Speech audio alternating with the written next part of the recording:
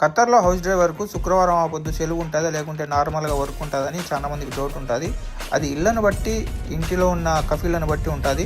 నాకైతే శుక్రవారం ఆ పొద్దు మామూలుగా అయితే ఏం పని ఉండదు, సెలవే అనుకోండి. కానీ ఈరోజు మా మేడం వాళ్ళ ఇంట్లో పార్టీ ఉంది. మా మేడం వెళ్ళేసి చేపలు అలాగే కూరగాయలు తీసుకురమ్మని చెప్పేసింది. ఫస్ట్ మా ఫ్రెండ్కి ఒక మొబైల్ తీసుకున్నాను, అది అతనికి ఇచ్చేసి తర్వాత వెళ్దాం. ఇంకా డబ్బులు లేవు, ఏటీఎంలో డబ్బులు విత్డ్రా చేసి ఫస్ట్ వెళ్ళేసి చేపలు తీసేసుకుందాము. దగ్గరలోనే చేపల మార్కెట్. ఒక 10 కేజీలు చేపలు, ఒక 5 కేజీలు రొయ్యలు తీసుకున్నాను. వాటిని బాగా క్లీన్ చేసుకొని మా మేడం చెప్పిన విధంగా కట్ చేయించుకున్నాను.